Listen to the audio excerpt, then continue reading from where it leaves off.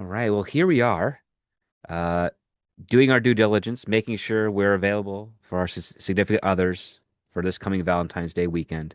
Happy to have you back, Jake. How are you doing? I'm doing really well. Thanks for having me. Oh yeah. Well, thanks for making the time to do the pre-recorded show so I don't get in trouble. Yeah, I would have gotten in trouble as well. Yeah. Yeah, here we are. We got an interesting script. Not really. I mean, it's not thematically into Valentine's Day, but it does deal with relationships. So could be could be something there for it. Um, but Well, yeah, it's a yeah, it's go a ahead. date movie anyway. I mean, most dramas are kind of a date movie. Oh yeah, this definitely would fall into a date movie category.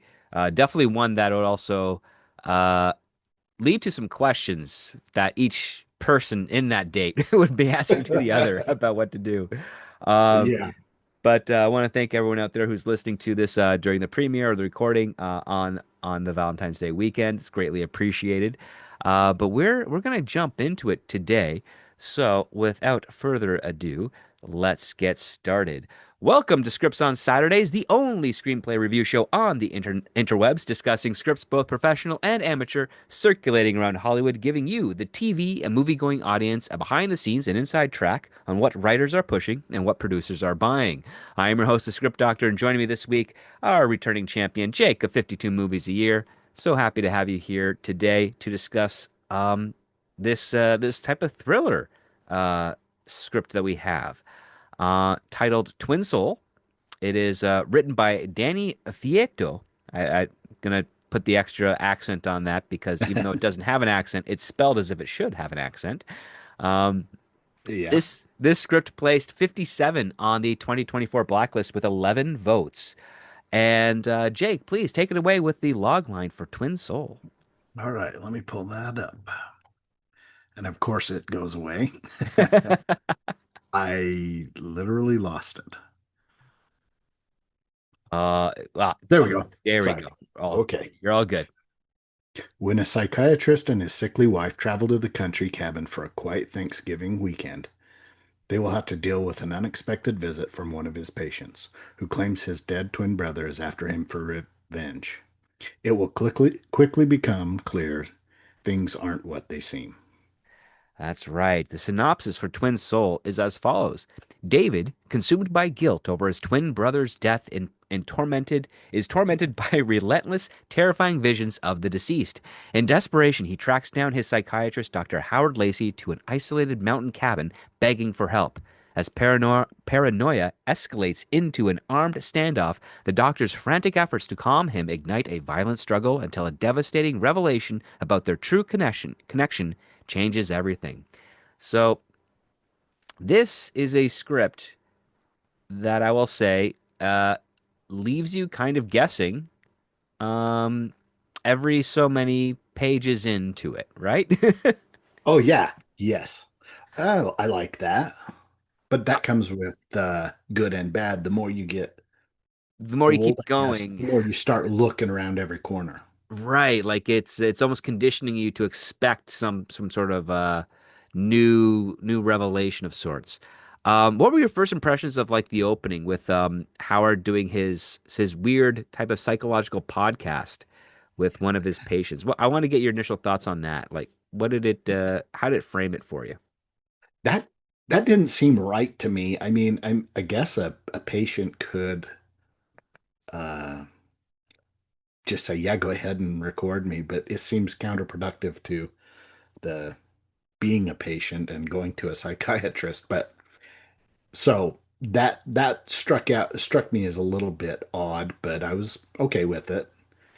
I I, And I found it odd too because it raised a red flag on the ethics of Howard as a psychiatrist, right? Because yes, he's asking one of his patients to consent to being recorded about during their sessions to be broadcast throughout the world. Of course, they're using a little bit of ambiguity about the patient so that they can have the right to privacy, but it just doesn't feel like it's above board to me. yeah, yeah, and I went into that open-minded. That Mhm. that kind of like felt like it used up the big ask right away of here, just dive into this world and accept this. And I both times, well, I've read it three times.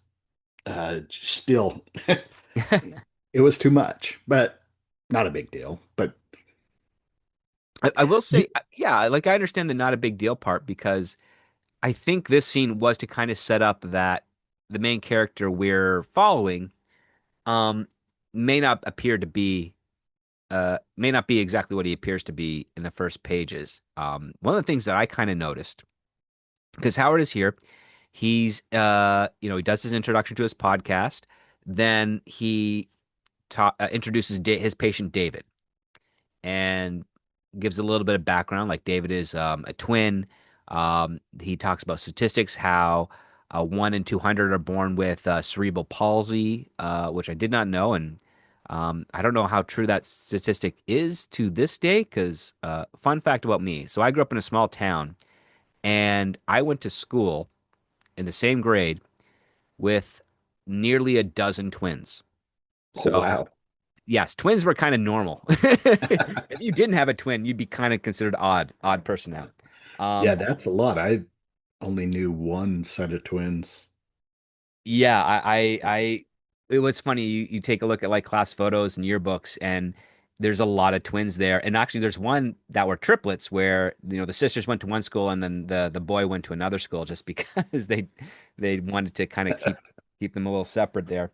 Um, but yeah, it was kind of normal, and all of them were perfectly fine kids. So I never expected to see that statistic, but I saw this one here and I looked it up, and it's like, well, it's not exactly as clean cut as what the script says. So that goes back to another aspect that we discuss on the show, which is when you as a writer are writing something, especially of a subject with which you might not be an expert in, it is your responsibility to do the due diligence to make sure that whatever information you put in, it will be enough to convince an expert because you're aiming for a broad audience, which means that someone watching Yeah, your movie or show is going to know more about the subject matter than you, and yeah, you should try to at least respect them, the possibility of them watching your product, your story, by putting in the effort to make sure it's as convincing as possible, even if you're wrong. Do the research to make sure that the argument you're making is sound enough so that the person who is of that field could be like, oh, that character is wrong, but I know why they're wrong because of this approach. Okay, let's go see and how this plays out. Like that usually works. Or the better part is, oh, I'm in that field. That person's saying the exact same thing I always talk about. Man, this guy, the people behind this movie or show really, put in the effort to get what I do for a living or my life, aspects of my life down to what it is. And it's not a representation thing. It's really just like, hey, there are hundreds of careers that are participated by millions of people. If you're gonna do a story about one of them, best to be as authentic as you can to uh, to help better secure, that core group of the audience. It may be niche, but it's like you're showing them and you're showing the other people that don't know about that career or what it's like to work there that you're putting in the effort. And if the effort is there, everything else around that story should have the effort as well, and that should be better to bring you in here. And I would say this that there are some aspects to the character of Howard where I'm not sure if the effort was put in, but at the same time, given what we discover about Howard, I think that might be to the character's benefit than yeah, than to the yeah. detriment of the script. Um, but But yeah, if it he's pulls you out, it pulls you out, and it's hard to go back in. right. Um, That's and uh, and it's just as easy to say, here's a statistic. This goes against the statistic rather than saying it goes with the statistic. All right. you have to do, if you're going to take the effort to point it out, at least know where you fall in or your story falls in. Exactly. And the thing that I found interesting here is that we get like a moment where where David talks about his twin brother Trevor. And it's a really compelling story. It's that, they had this deep connection. Trevor was relatively unable to speak, but for whatever reason, David was able to completely comprehend and understand what he was needing and what he was doing. And they would have Yeah. conversations. And it does kind of really make you empathize with David. And I liked the scene in the story, but one of the things, like when we get to the part where David talks about, yeah, like 8 years ago, my brother was doing so well, he was able to live pretty much mostly on his own with some help on occasion, but he could dress himself, he could cook for himself, he could get employment, which is like a huge Oh achievement yeah. for a person with cerebral palsy. And and then he talks about, yeah, but he somehow, while making dinner over the stove, his shirt caught fire and he burned to death. And he's like mortified by this. And one of the things I noticed is um, something that psychiatrists aren't supposed to do, which is uh, imply an emotion. Because there's this part here where David says, like, we had a deep connection, but it was hard being the healthy twin. And Howard says, I can only imagine. It must have made you feel sad, guilty as well. And that is Yeah, a like big leading him. no-no in psychology. You never suggest emotions that a patient should be feeling or could be feeling. They are supposed to figure out what those emotions are and tell them to you. And you, I mean, a psychologist is really more of just a listener who then not necessarily provides advice, but has asks certain questions to help guide the patient to a conclusion that's a healthy one for the issues that they're facing. Yeah, not let them dwell on something that they would naturally dwell on, but also avoid the thing, they're trained to see what you're avoiding and trying to dodge around. Right. And also, they don't want to introduce an idea that didn't exist in the first place, right? Because if Yeah, David never felt guilty or felt sad about being the healthy twin, now Howard, as a psychologist, has said, maybe you did feel sad, maybe you did feel guilty, and that's part of manipulation. yeah. And that's very dangerous because now the patient is going to listen to their psychologist in this case and say, well, I didn't feel those things before, but Now I do. now I do. And maybe I should have always felt this. Now I should feel even more guilty because I didn't. And now you put them into a spiral thing where, Yeah, you know, technically speaking, they're going to need more treatment. And it's almost like a grift for, at least for a character like Howard, who yeah, is saying, you know what, if I can keep you as a patient longer, that lines my pockets and I can stay in my practice because we later find out that, yeah, the practice is not doing so well. It could be better, but for whatever reasons, I'm not entirely sure why, it's kind of suffering. But Howard is trying to be their first patience and compassionate. And he's all about presenting that more so. But his actions, especially in this opening scene, um, really don't make you think that he's exactly a good guy. uh, yeah, yeah. It yeah, makes you incompetent at worst, or just selfish, or just something's off. something is off. Now, like, what was your take on David and how he was describing himself and his brother and what was going through your head while reading that? You know what I thought the in-depth story that he told, it Mm, really brought it in, and also into my mind and start thinking, okay, yeah, that's what this script's about, this movie's going to be about. So I'm really invested into what had happened because I'm expecting it to be a big part of the script going forward. Um, I've also been warned, not everything is as it seems, and they have their revelation. There will be revelation about their true connection. So I'm a little bit going expecting that, but I liked it. It was enough detail to make you feel like it wasn't skipping anything or pushing through, and it mhm. set up both characters. It did, and I like the fact that there's definitely a status between them. Howard very much asserted himself as the dominant character in this scene, um, reaching out to be as empathetic as possible, asking things that do raise an eyebrow, but mm, could be carefully covered to see like it's just more of a trying to bring out something that he's already noted is there and getting David to acknowledge that. And David being this guy who, he's really been tortured that he doesn't have his twin brother anymore. Um, I was definitely more invested in David's story because Yeah, he told it very well. yeah, And uh, and I it, like the flashback yeah, description of it. I well, thought that was great. it worked quite well because it had a continuing narrative. So we're visually seeing a Hmm. flashback while David in the present is telling us about some of the details there, and that's usually a more effective way to do a flashback, Hmm. because it doesn't stop the story, because it's continually going through, and it's going through a goal of establishing the emotional state and the motivation behind David and why he's come to this point where he he's still grieving over his brother.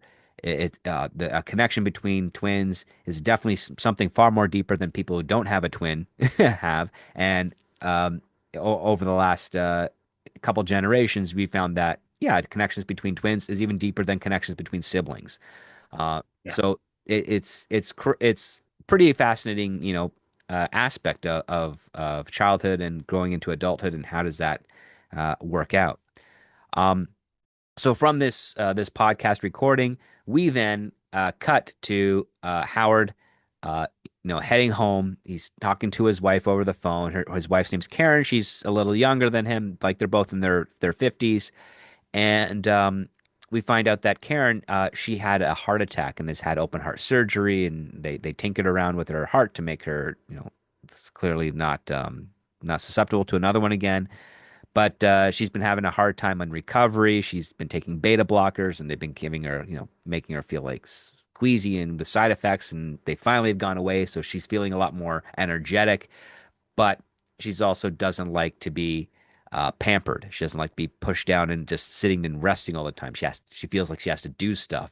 But Howard is incredibly protective of her because as soon as he comes home, he sees that there's a bunch of luggage, very expensive luggage, Louis Vuitton luggage, all packed and ready to go for their Thanksgiving Day weekend. And Howard is upset because he doesn't want her exerting herself, putting pressure on her heart and causing another situation again. Um, They were this, very careful to set up how yeah. loving, doting, and protective he was. And I'm okay with that. Oh no, I thought it was pretty He's done good very because well. you get the sense that okay, the Howard is this type of guy who, really loves his wife. And on top of that, we notice that as they pack up their car, they're driving a BMW, they're going out to the mountains because there's a cabin there that was left to Karen by her father. Karen doesn't really like the cabin. She wants to sell it, but Howard's been telling her, no, you can't because it's a blessing for us as a couple. The doctor says you need the fresh air and the nature. You got to get out of the city, and it's the perfect place to do it, to be there. Um, this is what you want to do. And he also says, I like going up there with you because I get to write, my books. I wrote my first book, which was a great seller. Um, I want to work on another one. If we can, get you back onto, um, get you back into, full recovery. We can then spend more time together. We can do that. Like he's really trying to like be the doting Yeah. husband and tell and argue with her in a very psychological way that, you may not like the cabin, but it's actually doing more good for you than it is bad. And and Karen is, I will say, my biggest criticism of Karen is that she doesn't speak a lot in this script.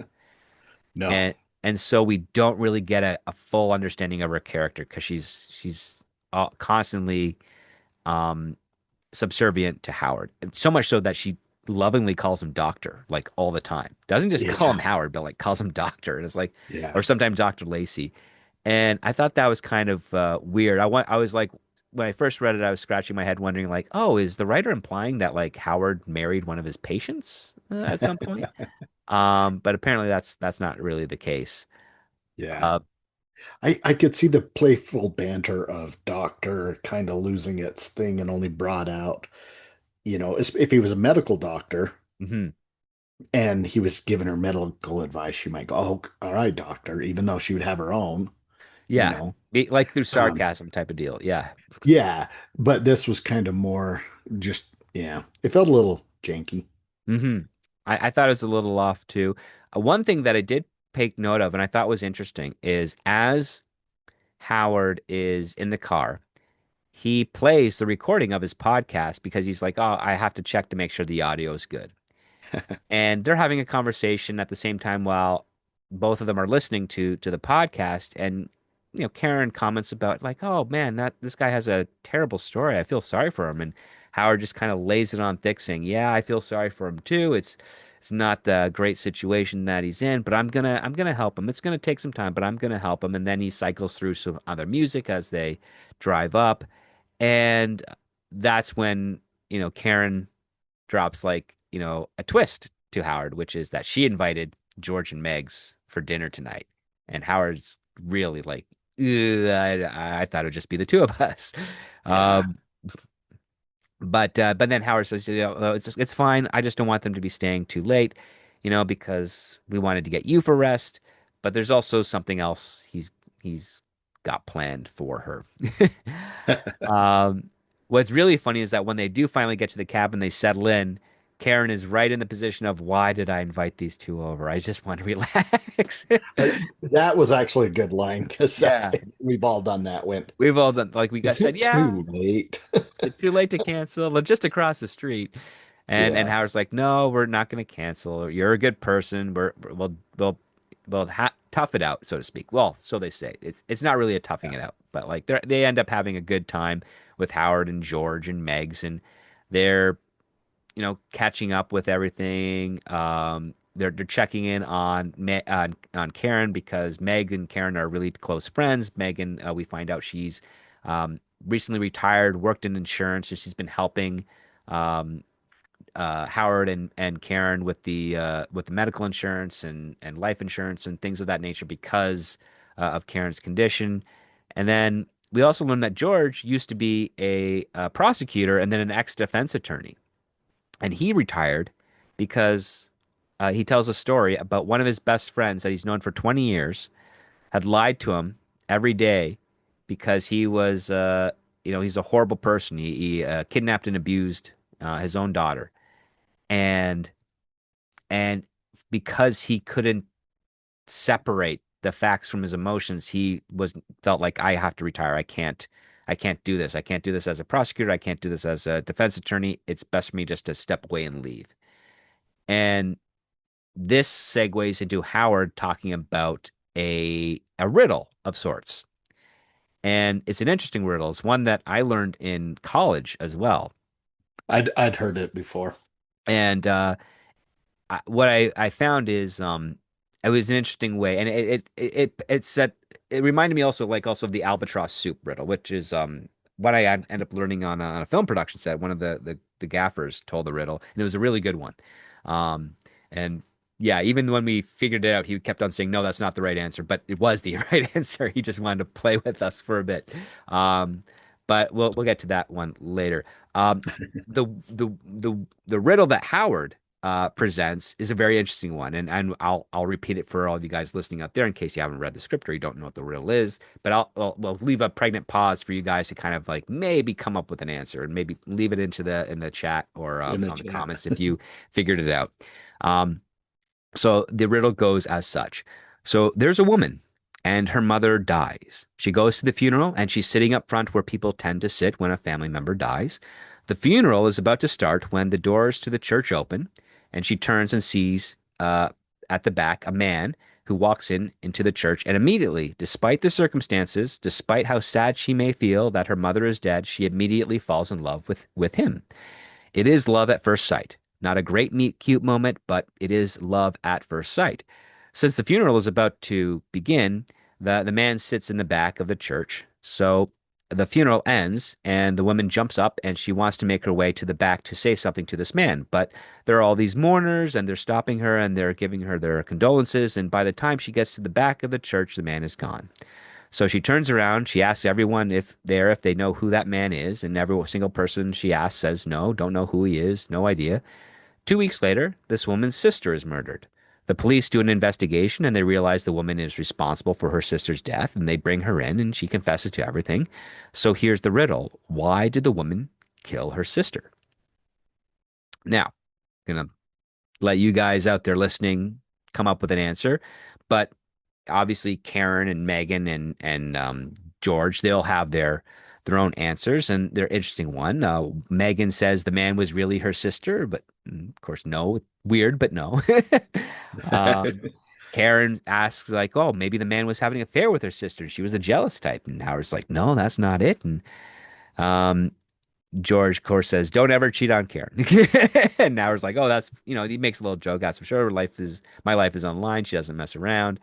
Um, then Howard asks George, like, "George, you're the ex-criminal defense lawyer. Um, how would you look at this?" And George says like, well, it's not really too obvious. Like he thought maybe the her mother and her sister had kept it from her, some sort of secret, a brother or something. And he comes up with this really elaborate story. And Howard finds it impressive in that George should have been a writer, but unfortunately, it's also wrong. And what's funny is that I remember in college when we got this riddle. This was right after we did our cause and effect type of portion of the class. This is where we understood like, action, reaction, character motivation, all those types of things. And what is funny is that more than half of the class got the answer right because we had to write it down and send it in. And then, the remaining parts didn't get it quite right.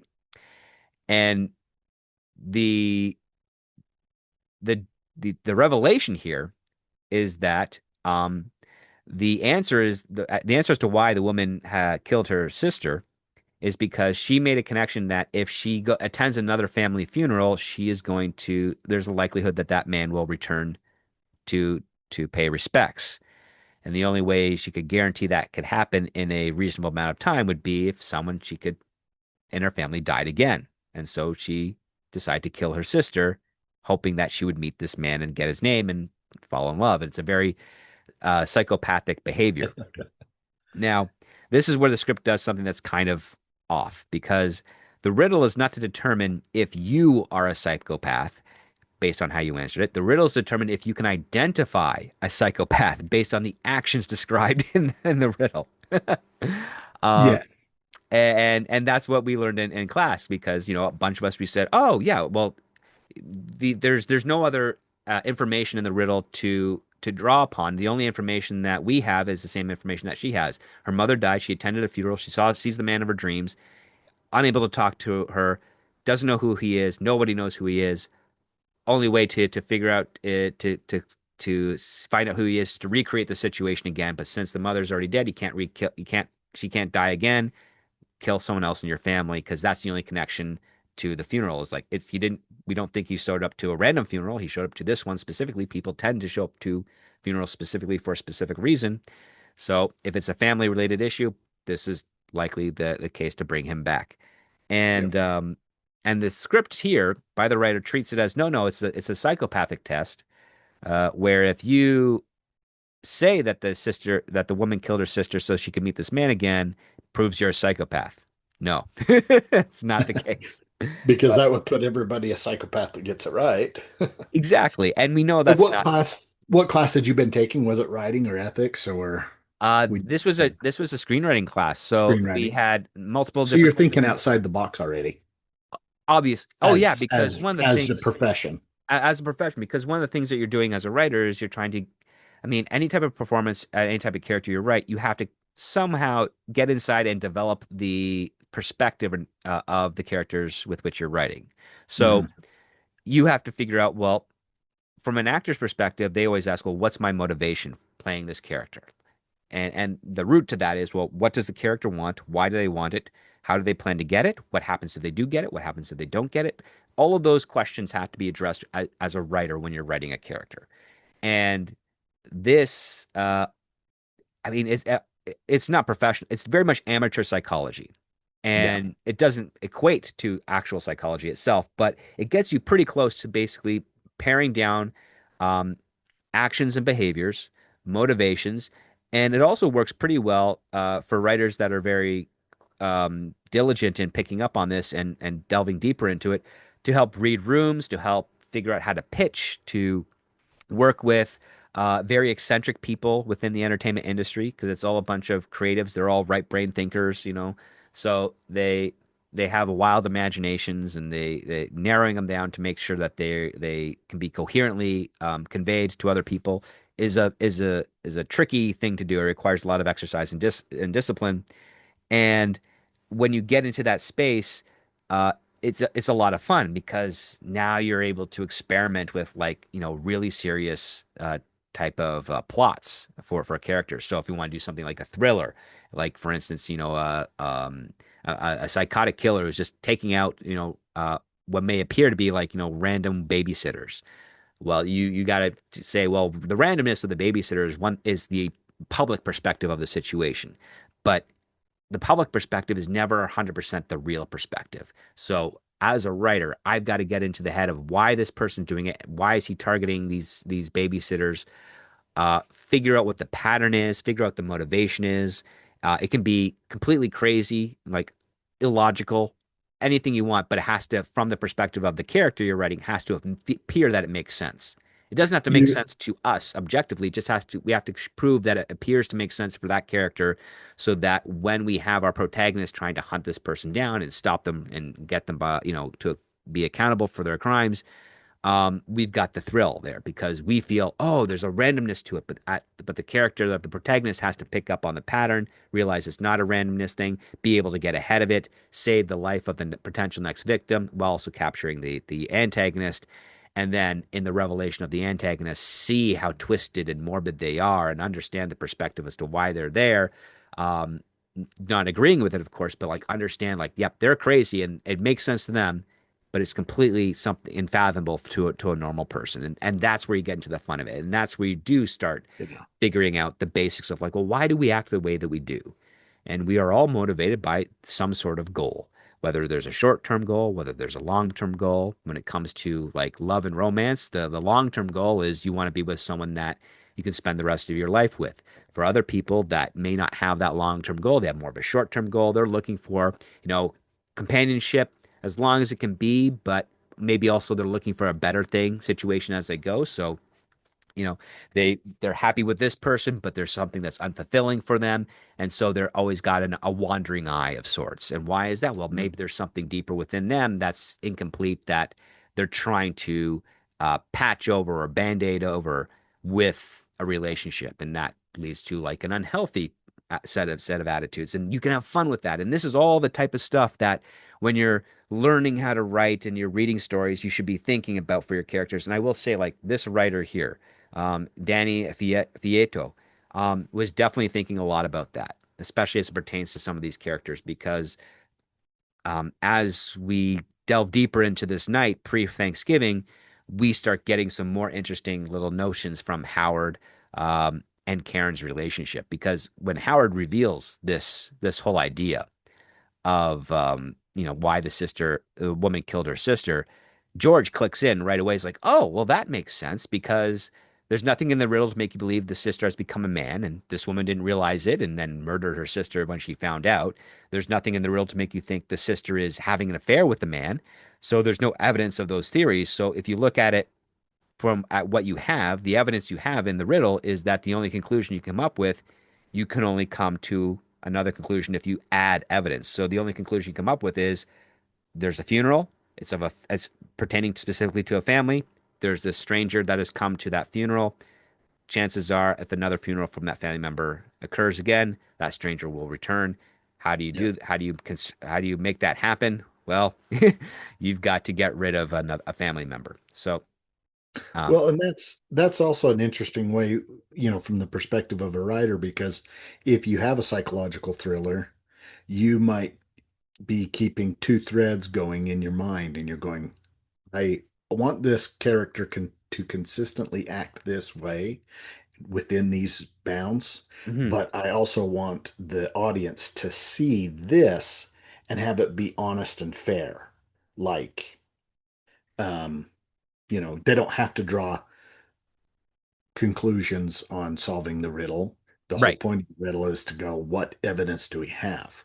But if you keep that consistency, and that's got to be kind of fun as a writer to go, okay, this is what the audience perspective, and I've got to stay in those bounds. And this is the true motive that if I do a good job, they'll get there when I want them to Exactly. Because that's what it is, and feel um, good about it. well, ideally you want them to feel good about it. There's nothing better than having your audience figure out the mystery and then you rewarding them by confirming that they're right. because you want them to Yeah, figure it out, but you exactly. want a little bit of that ambiguity where it's like, oh, I'm pretty sure it's this, but there's all this other things that coming up here that's making me doubt. But for some reason, I think this is it, and it puts them to the point where they're not really ahead of the story. They're still following it, but they put enough together where they're like, am I following the story the same direction that the story is going? And then if you happen to get them in sync where you hit that revelation where that confirmation comes to the foothold, that's where like your audience goes, yes, oh my gosh, I was right, I picked up the details, this is fantastic. Whereas sometimes there can be things that are so obvious that instead of it becoming engaging, it becomes boring. And now Yeah. they're waiting for, everything else to kind of catch, they're waiting for the movie to catch up to the audience. And we don't want that. And that's a hard thing to balance because again, as a writer, one of the things you have that your audience doesn't have is you have a full perspective and understanding of the story you're telling. Like you know it all. They're seeing it for the first time, so they're only going to be receptive to what's on the screen or on the page. So how do you control that in the most effective way so that they understand the story you're trying to tell? They're not being bored by it, and they're engaged enough to try and put the pieces together themselves while the movie is giving them new information every step of the way. Yeah. It it Oh it yeah, it absolutely. feels it is very complicated, but it's one of the things that a lot of people when they first get into writing don't know to really consider because they figure, oh, I just have to tell a story. I've told stories, to friends and family before in like, a half hour or a full evening or something. How is it different when you put it on the page? And when you put it on the page, the thing is you don't have the same materials. Your presence, your voice, how you speak, the rhythm of your voice. You don't really have that in the same control compared to like words on the page because someone could be reading that and get a completely different rhythm of the dialogue or the different rhythm of the speech. The words you use might have a shorthand when it comes to your friends and family that doesn't translate over to people that don't know who you are. So you have to be a bit more broader in how you convey those ideas. And what I'll say is like this dinner scene between Howard, George, Megan, and Karen talking about identifying a psychopath and the motives behind it. Not only is it a significant plot point, but it also brings a little bit of character because we realize like from Howard and Megan and Karen that they never even considered the idea that the woman would do go to this lengths just to meet a man who she glanced at and didn't know anything about. It just seems unfathomable to them. For them, it's like, oh, Yeah. that's a beautiful person. I would love to meet them. You fight your way through to try and make a connection, but the person leaves y- logically, yes, you'd ask around to see if you could find out who he is, but that's maybe as far as it goes. It would never be entered the idea that, oh, he showed up to a funeral for my mother. He'll probably show up to a funeral for my sister or another relative. So let's make that happen. Like that's not really at the top of their list of things to do. But the context of this conversation is that for a psychopath that doesn't really have the emotions in sync, in the same type of priority as people that aren't, um, they look as life as disposable as a means to achieve their own gains, their own passions, their own interests, and that's what makes them relatively dangerous people. Especially if they're smart and part of their motivations are to stay free. Right. Um, and And and that's a consistency you have to have if you're going to write about a psychopath. oh, Because once your audience figures out there's a psychopath, if they don't do something that, uh, I mean, it was it impulsive or was it planned out or just, yeah, that methodical or consistency can instant. look, Hmm. you have things to now compare it to. And if it don't line up, it's jarring. Oh, absolutely. So, and what I liked about this type of dinner scene, it really does convey that both George and Megan are really honest, loving people, Yeah. and Howard is, And very more, comfortable with each other. very comfortable Friends with for a each while other. sets that up very well. Yes, and Howard is a bit more like he's doting on his wife, but he's a bit more. calculating. Hmm. And what's even more funny is he managed like after that story, uh he uses it as a segue to be like, you know what, Karen's gonna need some rest. And Karen's like, you know what? I'm so sorry, but yep, that's absolutely the case. I loved having you guys over, but I need to turn in early, and I want to thank you guys for, you know, coming over and spending time. And we'll do this again really soon, maybe tomorrow or the day after. And I liked how um Karen had a little bit of extra motivation there because uh she made this invite, she regretted it. Howard turned it into a night without regrets, but Karen was still, you know, having that consideration of, yeah, you know what, maybe this night for our first night up here, we should kind of take it a little easy. Yeah. uh, and of course, Howard and sorry, Megan and George are more than accommodating. They're absolutely, let's go, like, you know, do lunch or dinner over the next few days. Remember, we're just across the street, and yeah, everything kind of becomes fine, and they're, you know, we have the happy couple of Howard and Karen. They're cleaning up the dinner, washing dishes, putting them in the dishwasher, that type of stuff. And the it's later in the evening, and all of a sudden, Howard starts getting a phone from an unknown caller, and he tries to ignore it, but it, you know, goes to voicemail. Then it calls again, and he's like, okay, maybe I got to get this. Something's up. And he finds out when he answers it, it's David, his patient. And yeah, he's freaking out. He's saying his brother is following him. And he's like, I gotta see you. And um, he says, like, I'm coming to you. And Howard's like, well, you can't come to me. I'm I'm not in the city. I'm in the city. He's like, no, I know you're in the cabin because I Yeah. was just there, and it's in your wife's name, and those are public records, and I have to come see you because he's following me. He's coming after me. It's dangerous. And Howard's like panicking a little bit. He's like, I thought we were past this. Take your medication. Do these exercises. You can't come here. And he's like, I'm on my way. I'll be there any minute. And even though it's played for drama, I'm reminded of a movie with Bill Murray and What Richard about Bob? Dreyfuss called What About Bob?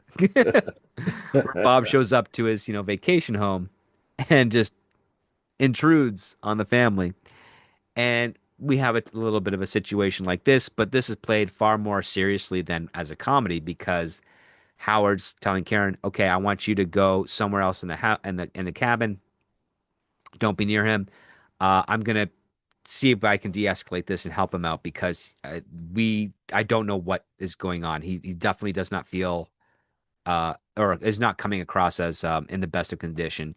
And Karen's like, well, should we call the police? And Howard's like, no, because if we call the police, there's a chance that he's not going to respond well to that. He could get shot and killed, and I don't want to feel like being responsible for his death when I know I could probably de-escalate and help him. So we're going to navigate this. And he's setting up all these conditions here, and feels at first like it's very matter of fact, like, oh yeah, this is a way to be a humane person to make sure that his patient's okay. He's going to take a little bit of a step forward. This is something we've seen in movies before with other patients. We've seen it with Bruce Willis's character with in The Sixth Sense.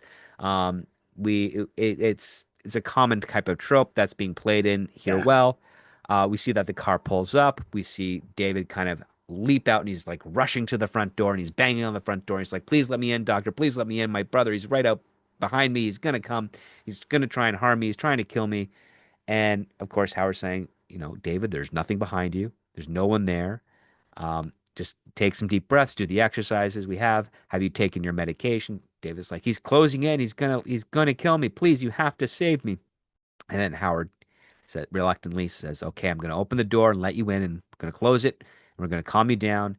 And he talks about like how he's got some medication that's a sedative. He's going to try and give it to him so that when he is more calm and relaxed, the authorities can come pick him up.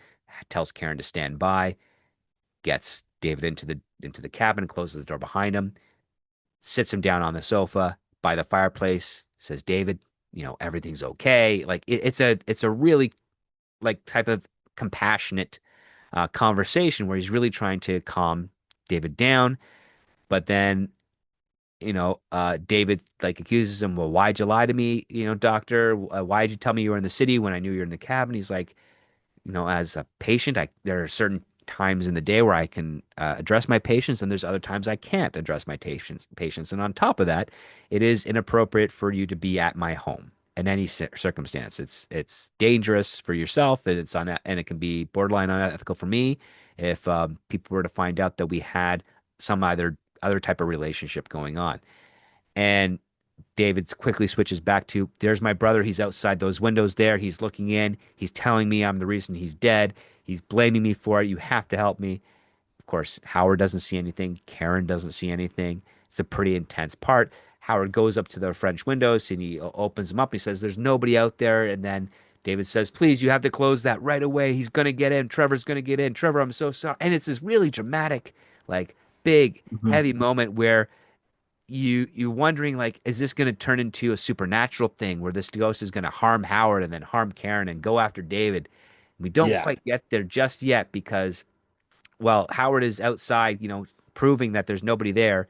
David pulls out a gun and he aims it not necessarily at Howard, but like just off to the side of Howard. He's like, Doctor, you have to come inside. You have to close the door. He's right there. If he gets any closer, I'll have to shoot him. And Howard's like, nope, you're not doing that. You're not discharging a weapon in my home. And he comes in, he closes the door. He's like slowly crouching in on David. He's trying to calm him down. He's clearly got the plan of, I'm going to get close enough to him. I'm going to grab the gun and we're gonna take get this going.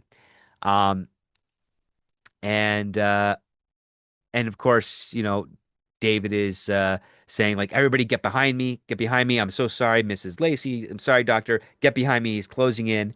And of course, Howard gets close enough where they end up getting into a scruffle, and it's kind of like they're back and forth. They're hitting the walls. They're falling onto the ground. They're moving around. And Karen is freaking out to the point where she's kind of hyperventilating and she's panicking and she doesn't know what's going on. And David ends up getting Howard into a chokehold and starts suffocating him. And Howard ends up passing out. And then after he's passed out, David is still holding on to him and essentially like squeezing the life out of Howard to the point where Howard just drops and he's dead. And David is like upset and he's so sorry, but Trevor's in the house. He's gonna come hurt somebody. Um, Karen is having difficulties. She's texting Megan, please call 911. But before she can hit send, David points a gun at her and says, Mrs. Lacey, you got to come over here. It's better if we're together because Trevor doesn't really want anyone to know he's here. And he's just really kind of doing this crazy thing. And then Howard kind of wakes up with his eyes, his eyes open, and he's slowly moving closer and closer to David. There's this big kind of like erratic shock. Um, I'm kind of screwing up a little bit of the things here because the beats are so chaotic here, but Yeah. essentially Karen goes into cardiac arrest and she drops and she's dead. And then Howard kind of bounces up and he's like, we did it. And what was how did you react to that first like big twist of, oh my gosh, what do you mean we did it, we made it? Like, what's going on? You know what? I really liked that. Yeah. I liked it because up at that point, I didn't know whether it was going to be, a psychological thriller where Trevor's harming Howard and Karen, Hmm. harming, or if it's, all in David's head. And so that was perfectly set up. Uh, and yeah, I sat up. I was like, oh, wow. Okay. This is what it is. And they start talking about, oh, I didn't know how long you did a good job. Sorry it took so long to kill my Yeah. wife. And then who knew it'd take down to nobody can guess down to the minute it'll take to have a heart attack. And so I liked it. And one of the things I thought about on the second read was, if you were making the movie, Hmm. would it be fair for you to have visuals of Trevor next to Karen and Howard, or would you have it only when it's from the perspective of David so that you're not tricking the audience or You know, because is there a fine line to doing that? Well, like when you had the Mm. flashback and he was describing it in the podcast, Right. that's totally fine because Mhm. David and Howard and Karen aren't there. Right. But in this moment, do you have a Trevor on scene with Karen and Howard? So that's a really good question because what we find out in this follow-up part of the scene where Howard has realized where you realize that Howard has created this elaborate situation to induce a heart attack in his wife, so that would be very unsuspecting heart attack. Yeah. Like to be no bruises, nothing. It just feel like it's natural byproduct of her medication not working and her heart failing again. Um, what we learn is that David is an actor and Trevor never existed. Yeah. So in order for that to Almost pay off have to be. authentically, you really couldn't do a perspective of David of him seeing his brother because he's not actually seeing it. He's just pretending he's acting. So But maybe only in the flashback only. I would say only in the flashback. But the other part too is like it also allows the actor of David to be the most convincing actor he can to make us the question his sanity and make us feel like we're in our main characters Okay. are under a great deal of threat. Because Okay. I think at the moment you do that where you have the hallucination from the perspective of David, it then doesn't make the acting revelation doesn't line up with the acting revelation because why Okay. did the movie just show us the perspective of David if he's always been acting? Like now we don't trust the movie anymore. Yeah. Okay. And the script didn't, of course, imply that. It was Right, all, David's reaction. You're seeing Howard and Karen reacting to David. And right. that was pretty good and consistent. And then when it switched to just talking about why and how, it felt interesting. Like, okay, I'm Jarwick. Yeah. Like I would say like the first 20 pages of the script are very kind of rudimentary, not a huge hook. They bring you in, they allow you to be get empathy for David, but you're also kind of questioning Howard, and then it pays off with and you realize that Howard has staged this situation to kill his wife. And Hmm. on top of that, David is in dire need of money. And Howard basically says, I've got 10K in 10 envelopes. Here's the first one. More will come as the insurance pays through, and then you're going to get your bonus. So go check on this part here. Howard, as David is checking on the cash, Howard goes to the pool room. He goes into the safe. He pulls something out. There's other stacks of cash there, and he comes back to the safe from the safe to David. They get kind of close, and I was wondering a little bit at this point, like, is this like does Howard kill his wife so he could be with David? Like I was wondering that just because of like the type of camaraderie they're exchanging, but that's not the case. It's just they get kind of close and David's like really happy like oh I it's like curtain call. You know, time of death I'm a little worried about the time of death stuff, but Howard's like nope, you have a 3 to 8 hour window. All I have to do is just move her into bed and say that I woke up and she was dead and everybody will be fine. But we have to make sure you take this seriously. No one can know what's going on. Make sure Don't that spend the money. don't Don't. spend the money on something crazy because that'll raise suspicions. Yeah. And then as Howard is kind of going through all the checklist of things to do, um, they're pretty close, and all of a sudden we hear bang, and David has been shot in the stomach by Howard. and and I like it's that as well.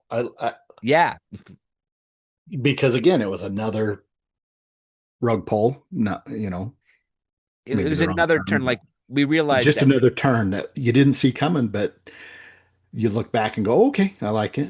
That I'm here. I'm watching. Okay, what's next? And I will say part of this is definitely amped up for drama because Yeah. Howard shoots David in the stomach.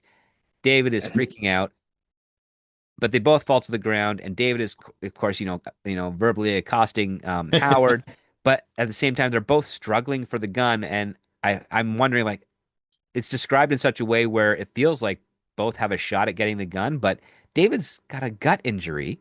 He's in And shock. He's probably yeah. not able to have all his faculties. He should not be any chance of being able to beat Howard to get to this gun, but the script describes it as such, which made me go, I think you're pushing a little more here. But Yeah. um, but they get into a struggle, and of course, Howard is able to position the gun underneath David's jaw and then squeeze the trigger and blow out the back of his head because this is a 355 Magnum, so those make big holes. Um, and so yeah, David is done. David is dead. Um, his Karen is dead. Howard is all there, and now he has to make things work out. So first thing he does, he goes to his wife's phone. He sends a text, as his wife, please call the police. He stands up on the sofa, takes a deep breath, and then drops himself into the glass coffee table, where he strikes his head pretty hard and passes out. And he doesn't wake up until um, the police have broken down the door and entered his house and are start asking him questions. And then the paramedics come in, and of course, Howard's first response is, "My wife, she's not breathing. She has a heart condition. Please help her."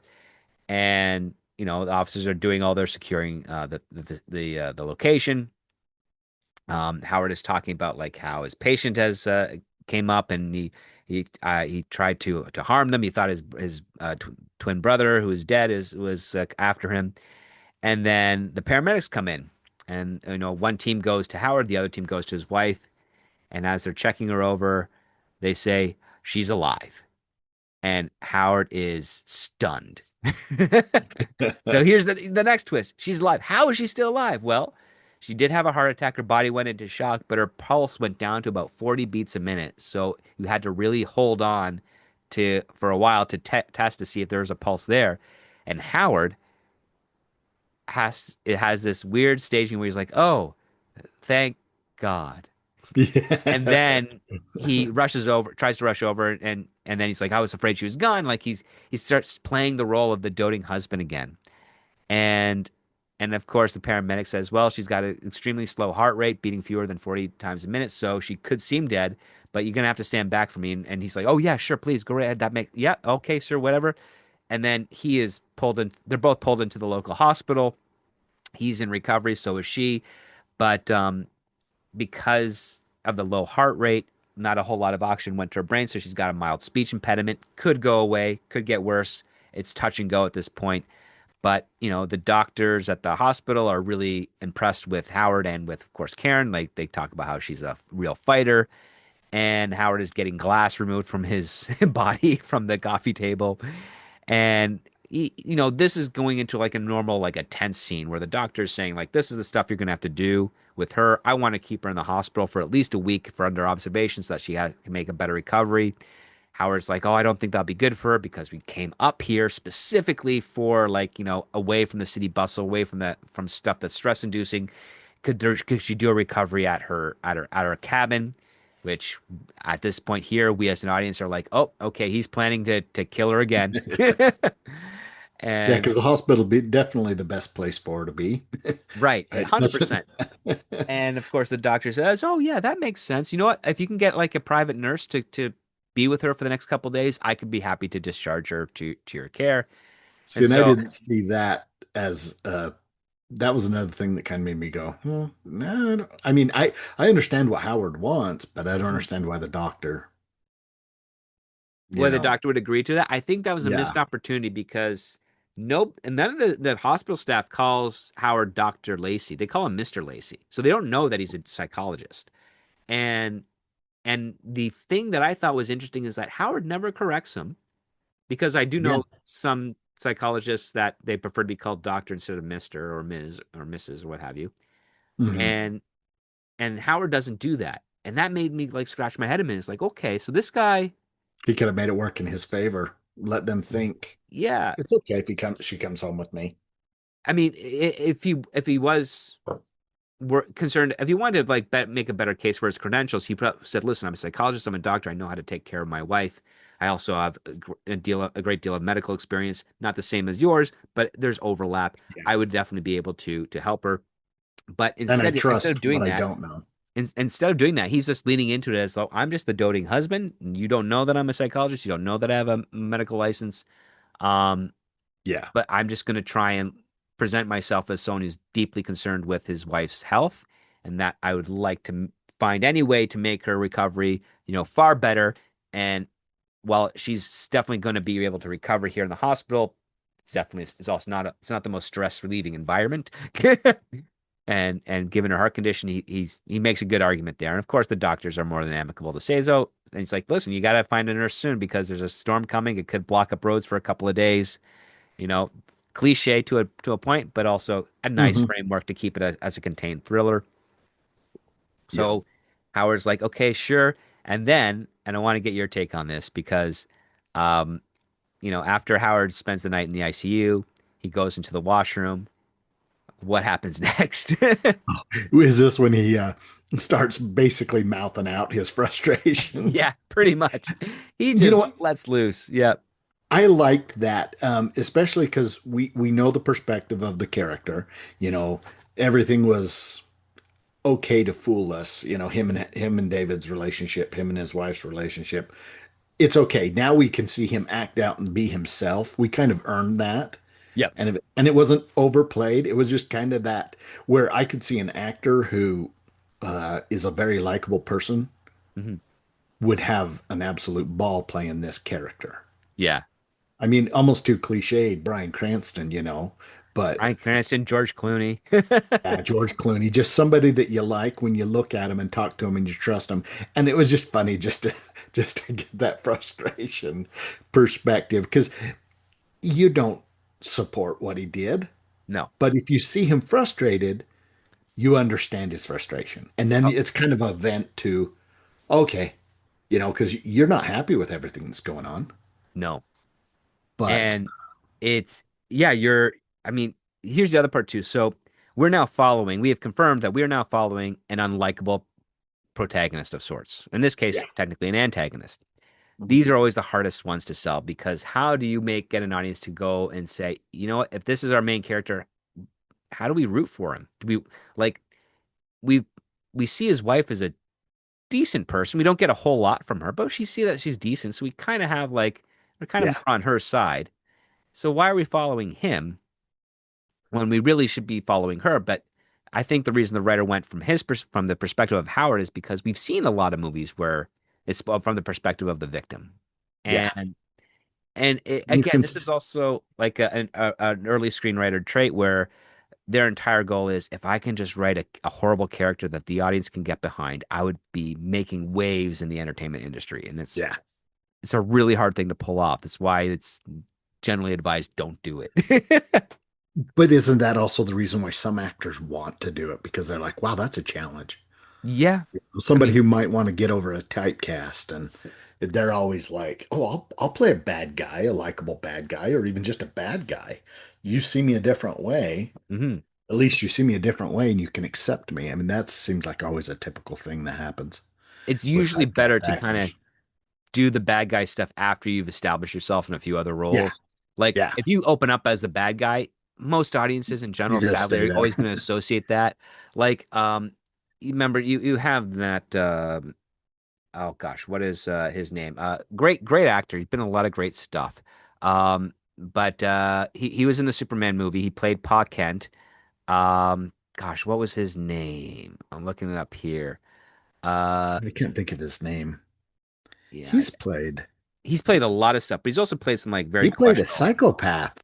Yes, Pruitt Taylor Vince, right? Pruitt Taylor Vince, Yeah. great actor. Like a Um, brutal, just quick yeah, violence. I can't remember the movie, but he was just like, he pulled it off. yeah. Like, but the thing is, like, he started his career being kind of like antagonistic characters back in, gosh, it must have been the mid '80s.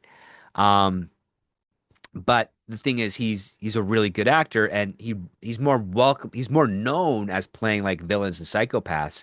But every once in a while, he'll play like a protagonist or a hero or a supporting character, and he does a really good job at it. But it's a hard thing to do because when you have that stigma on you, Yep. it's hard to shake.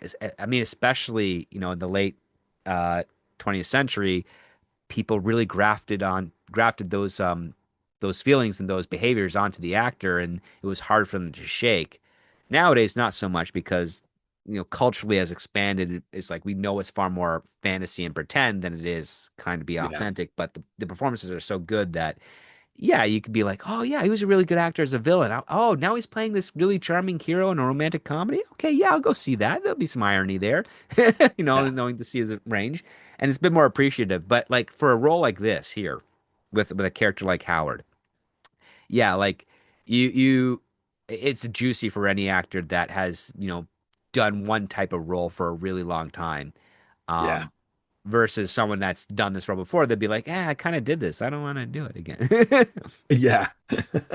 Um, because that's the other part too. Actors want to work, but at the same time, they also want to stretch their skills, just like with anyone in any other type of whether it's a labor job or a different type of like desk job or something. The monotony can get to you, and you kind of want to spice it up a little bit, stretching your skills out or challenging yourself to a point where you can still succeed. The same thing applies to acting and of course the entertainment industry. But Yeah. this scene in the bathroom where he's yelling at himself and he's yelling at the world, he's like, I planned this for months. Everything was down to the T, and you made her still alive. How dare you? Like, um, and of course, once he gets it all out, he cleans himself up. And then as soon as he leaves the hospital washroom, he's greeted by two detectives. One is Detective Thompson, one is Oh, Detective.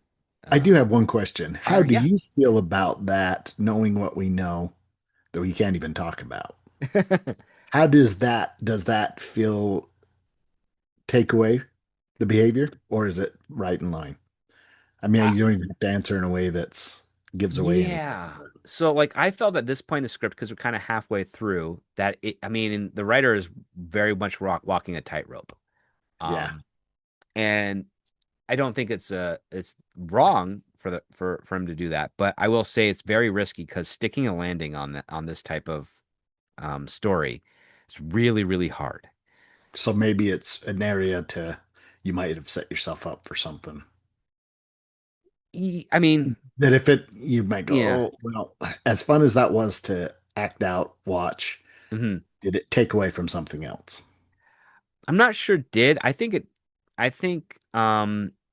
because there's a confirmation of who this character is, we're now kind of doing what I like to call the Columbo effect. And the Columbo Mhm. effect is essentially you're seeing most of the story through the perspective of the criminal, but you've got the detective who's closing in on them, and we're now seeing how the person reacts. And here's the other part too, like the way that it's framed is that the criminal's not really the main character. It's still Columbo, but Yeah. they get a little bit more screen time because we have it takes advantage of the dramatic irony. We know Columbo's going to get his suspect. And we're seeing how clever this person is trying to stay ahead of Columbo and cover their tracks and make sure that they're exonerated from all of his pesky questions. We don't really have that in this screenplay, but we do have a situation where the writer is using the dramatic irony that we as the audience know that Howard's a bad person, that he's Yeah. trying to kill his wife, and the rest of the world around him doesn't know this. How long can he hold up this illusion before they catch on and find out? Yeah. And there's tension for that, and there can be some fun with this. And this is what we get when we introduce the two detectives because they bring up a new obstacle for Howard. And I will say one thing this script does not only does it do pulling out the rug from out from under you well, it also sets up some really interesting challenges for Howard to face that make you go, well, that make you become relieved that Karen's going to be okay.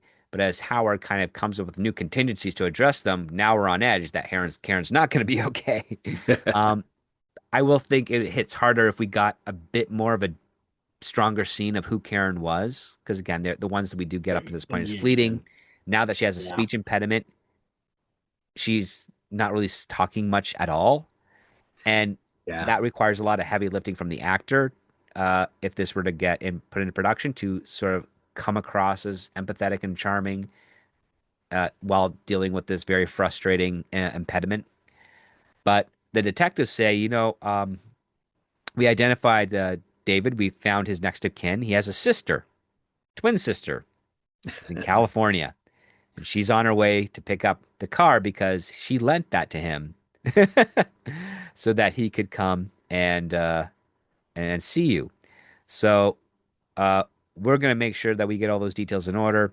You should expect to see her next few days because she's gonna retrieve the body. And Howard's like, oh, well, David never told me he had a sister, only that a brother. So I feel, and then Howard quickly manipulates everything into his favor, saying like, "My gosh, I thought I was helping this guy, but it turns out that He's maybe he playing was me. playing on my emotions, playing on my profession." And we also learned that, the sister has turned over a new leaf, but she does have a long rap sheet. And Howard's wondering, like, oh, I guess maybe David was kind of doing the same thing, trying to extort someone like his sister. Now he's dead. And it's one heck of a twist because now David realizes, okay, this sister's gonna come by and at some point, and he's gonna have to deal with her. And he does not know how much David may have told her because if David lied to him about having a sister, it's quite possible he could have told his sister everything that he and David were doing. And at this moment, their therapy has been on podcast. That's right. Now, she may not have listened to it, probably hasn't, but it definitely will come up.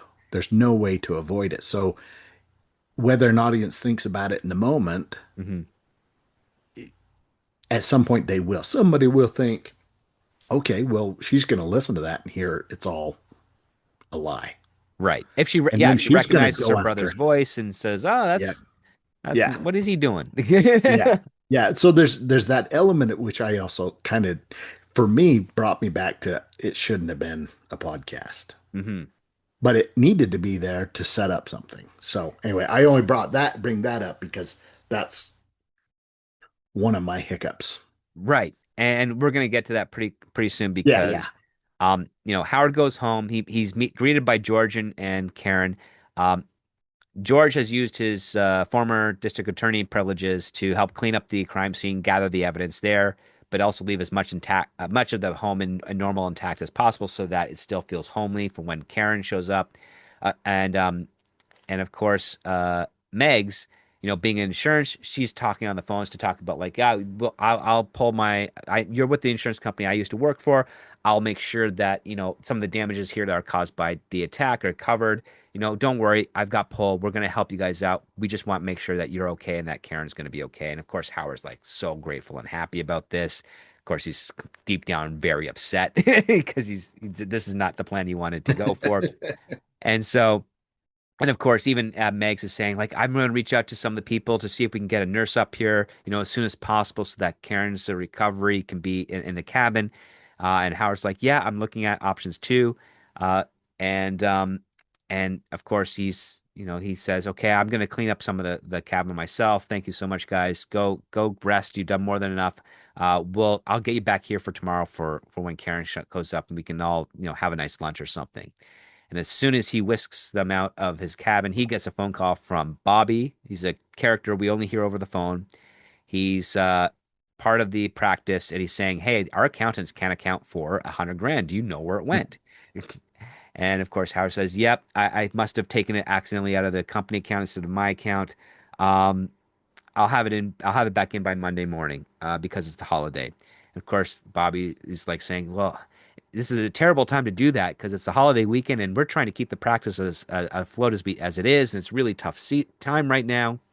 We don't know why the practice is uh, not doing so happy, so financially well, but it is an issue, and we kind of get a hint that this is part of the motivation as to why Howard wants to kill his wife. There's life insurance on the line, and that life insurance could keep the practice going, maybe help Howard retire early, Hmm. and that's why he wants to do it. The interesting aspect I notice is that at no point does he ever mention that he hates his wife. Like Yeah. it's not about that. And I will say this goes into that psychopath riddle earlier is that Howard is clearly a psychopath. He just wants to have a lot of money, live in this cabin, and write his next book. And that's the quickest path he could think of. And the quickest pass he can think of is kill his wife, make it Yep. look like a heart attack, claim Yep. a multi-million-dollar insurance package, and enact his very selfish dream. Yep. So it's uh so Howard kind of sets everything up. He goes to bed and he immediately falls asleep as a psychopath would after such a traumatic part. And but he's woken up by a loud noise. And he grabs his magnum and he heads down to see what the noise could be, and he thinks he's hallucinating, but then he hears a grunt in the pool table room, and he notices an intruder there with a black mask and body suit, hiding using a cell phone to shine a light on the safe, trying to break it in. And Howard's, of course, like, "Well, who are you?" And the intruder in a deep guttural voice says, "I'm Trevor." And you're like, "Oh no, is it? What's going on here?" And of course, Howard is like shocked, and then the intruder like lunges at Howard, punches him, and of course, Howard punches the intruder back, and then the intruder screams in pain with the voice of a woman, and Howard manages to get her into a chokehold, remove her mask, and it's Amanda, David's twin sister. And we're wondering like, how did she get here from California so fast? We learned pretty soon that she was never in California. She actually drove David up to the cabin and was in the car when he got out to do his whole entire performance, and she was watching from outside, and she knows that Howard betrayed and killed and murdered her brother, and she wants his cut of the money and revenge. And Howard, And you quickly learn that even if she cares, she's a bit of a psychopath herself. that's right. So she's like, my brother's, I love him, but he was an idiot. And you know what? I told him like, to take a real gun, but he's like, no, he trusted you. He didn't want to do anything wrong. He wanted to follow your instructions to a T. And No killing, just acting. I just liked that no killing, just acting. justification. But she's like, I'm gonna kill you, and there's nothing you can do about it. And Howard's like, no, this is what's gonna happen. I'm gonna give you what I was gonna give Trevor plus more because my wife's not dead. So you kill me, you're not gonna get anything. And on top of that, you can't penetrate that safe. So this is what the plan is gonna be. I need a live-in nurse for the next 2 days. You're gonna be that live-in nurse. And together, we're going to create some circumstances for my wife to have a third heart attack. And I know that one will take her out because you don't survive a third one so close together after your first. And Amanda is very questioning. She's like, "Well, how do I know that you're not going to do to me what you did to my brother?" And Howard's like, I have to wait for the insurance to clear, so I need you need me alive to get that done anyways. But Amanda pulls off what I think is a very clever and twist as well, which is that she picks up her phone, which is on top of the safe. She types a couple things in it, and she says, "Okay, you've got 2 days to do this. Otherwise, everything that you just told me has been recorded on my phone, and I've got it on a time to send email to the police." And it's going to look a lot like you just confessed to trying to murder your wife. And if you kill me, then this email goes and you're up the river too. And if you don't kill me, well, then I can cancel the email and collect my money and we can part ways and I can be out of the country within 24 hours. And Howard's like, well, son of a gun. You you circumvented my any opportunity I would have had to betray you, but I was never going to do it anyways, and this is going to be the plan. And that's ends up happening. Howard heads back to the hospital to kind of meet up with his wife, see how she's doing, tell the doctor stuff. Yep, I got a nurse coming. She's coming in this afternoon. And while he's there, he kind of sneaks into the storage area and pulls out a pair of scrubs to give to Amanda. He also has a medical kit from that have some sedatives as well. And he says, I'm going to replace her beta blockers with this other medication that's going to actually do the opposite effect to her heart, which, of course, gave me a pause, which is like, she dies when they do a blood test on her to see, that she wasn't on beta blockers. Like, there's that's a little plot hole there. Yeah, and you know what? I was even gonna say I liked what she did with the recording, Yeah. but she sold it off as she would be scot-free. What she needed to do to make it even better was, hey, we're both going down. Well, Because mhm. because she implied she could video edit herself out of the video, and I'm sitting there at that point because of 2, 3 rug pulls. I'm going, okay, now I'm starting to look at everything, and so I'm thinking, well, the cops are going to know she wasn't in California, Mhm. So so Eventually. all behind the scenes, I'm starting to think, and that's pulled me out of accepting what I'm seeing, just like with the ibuprofen. And you're Right. thinking, oh yeah, so that's a downside, Hmm. but if it's paced right and those maybe even just saying the words like because she did imply that she would be scot-free from the recording that. No, at that point she didn't kill anybody, but she at least saw it and didn't report it and all this stuff. There will be some repercussions, but nothing near what he's going to have.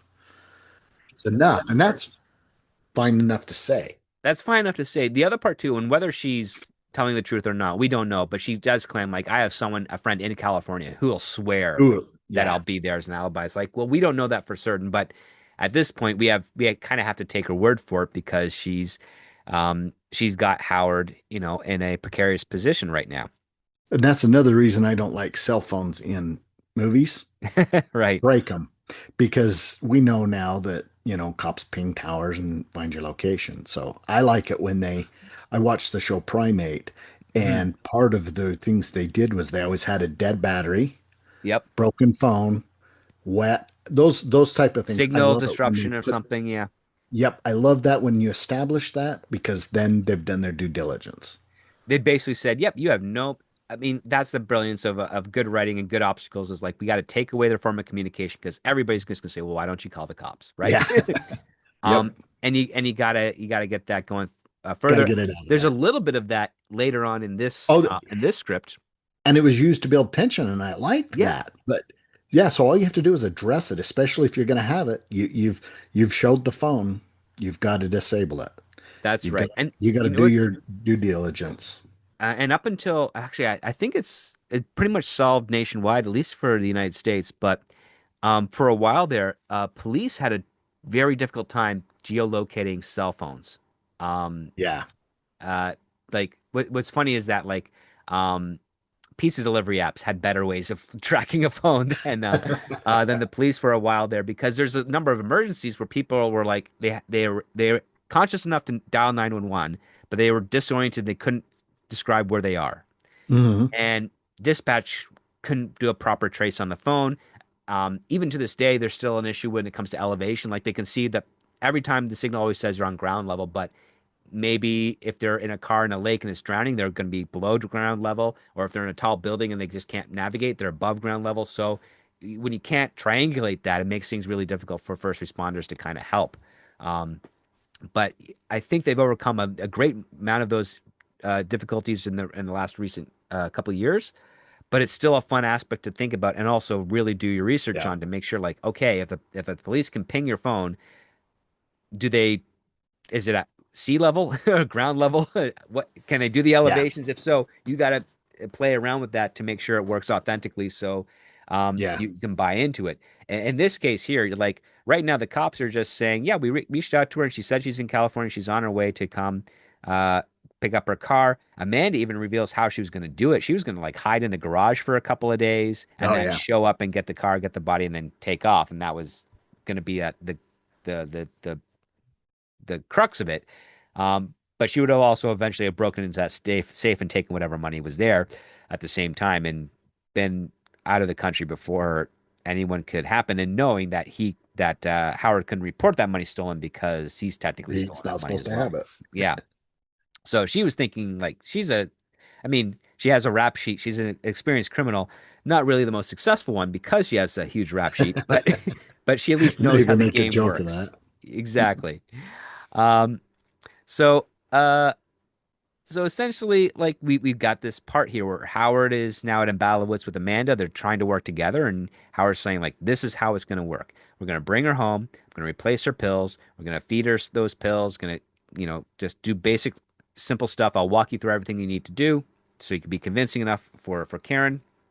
And then, by day two, she should have her heart attack overnight. I'll wake up. I'll find her dead.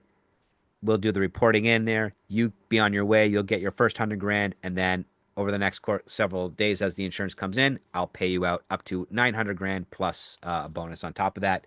And Amanda's like, "All right, great." So Amanda then creates this character of the nurse named Romina, Romina. Nurse Romina. Yep. And for the next day, it's basically Amanda and Howard are kind of balancing up the responsibilities here. But something's up with Karen. Karen just isn't making any sense. It isn't able to like coordinate what's going on here. She doesn't trust she doesn't trust Howard for whatever reason because Amanda's weird to her, and she's like she is struggling to communicate like where's my phone? And um Yeah.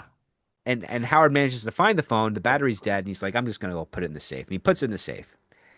Do you remember that Megs pointed out that they catch a lie? Oh, wait, that's later. Sorry, is that the That's a little bit later. Yeah, but catching the lie? Sorry, but because at the time he knew where the phone was, but he lied to his wife and said, "Oh, I still can't find it," but he I had can't slipped it find in it. The his. cleaners must have moved Yeah, it somewhere, but I know I'll bring it to yeah, you when I find it. yeah. And Amanda thinks that's kind of weird. Um, sorry, not Amanda. Karen thinks that's kind of weird. Amanda heads into the her guest room and starts their elaborate plan, which is Amanda, because she has short hair and she is a spitting image of David, she's going to kind of dress up and pretend to be David to gaslight Karen and try and trigger another heart attack. Hmm. And Karen hears a noise. She wakes up. She tries to tell Howard about it. Howard's like, "No, it's okay, honey. You're fine. It's just from the trauma. It's residual. It's gonna go away. You'll be okay." Karen goes to the washroom, and as she's going to the washroom, she sees a silhouette behind the shower curtain, and the silhouette's making some guttural noises. And she's trying to ignore it, trying to think it's just like, trauma. She washes her hands. As she's about to leave, the curtain moves, and then this figure in black reaches for her and she freaks out. She rushes to Howard. And Howard wakes up and he's looking over. He's like, "What's wrong, Karen? What's wrong?" And she's got the speech impediment. She's studying. She's like, "Please, please, please, something." And she's pointing at Amanda, but Howard is saying, "There's nobody there." uh, you're fine. And she's like, her chest is heaving and she's getting worried. And Howard's like, "Oh, is this it? Is it gonna happen?" And she just passes out. And Howard's like, "Okay, I'm gonna check her pulse." And Amanda's like, "She better be dead." And he checks her pulse, like, "Nope, she's still alive. She's just passed out. This is what I'm gonna do. Gonna give her a sedative. She should be out for, most of the of tomorrow morning. We'll start planning the next steps with the Thanksgiving Day dinner. We're gonna do something there." And the man's like, "Well, this is stupid. Let's just kill her now. I'm gonna get the pillow. I'm gonna smother her." He's like, "No, we're not doing that. It'll leave too much evidence." And they get into a fight. Amanda goes back. Karen wakes up and Howard's like, "Oh, you had a nightmare. Are you okay, honey? Here, take this pill. This will um, you know, calm you down and allow you to sleep through the night." Gives her the pill. She puts it in her mouth, and as soon as she turns away from Howard, she like spits it out and puts it underneath the mattress. So she hasn't taken the sedative. She just is there wide awake. Howard gets up. He heads out, and takes Amanda to the car, and they go inside and they start talking about their plan for the day. Karen gets up, gets dressed, um, goes to Howard's computer, opens it up, and she starts searching through his emails to see what's going on. And he finds, emails about concern of his wife. He finds an email about upping her life insurance to like 4.5 million. And then she finds, and this is the biggest plot hole, I think, and it's kind of a sense of arrogance. But then she finds a text file that says book two, and at the start of that, the introduction is Howard writing about the tragic passing of his wife and how he's dealing with, and how this book is supposed to help you get over, not necessarily get over, but like move past the grief of losing a loved one to become, a whole person again.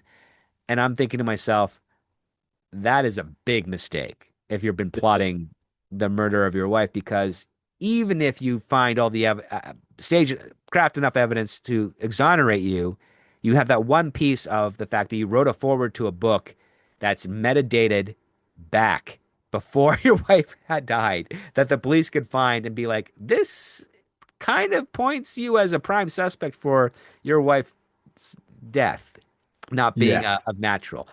And it's crazy. And so when she realizes this is like her husband's trying to kill her, she closes the laptop, she starts looking for her phone.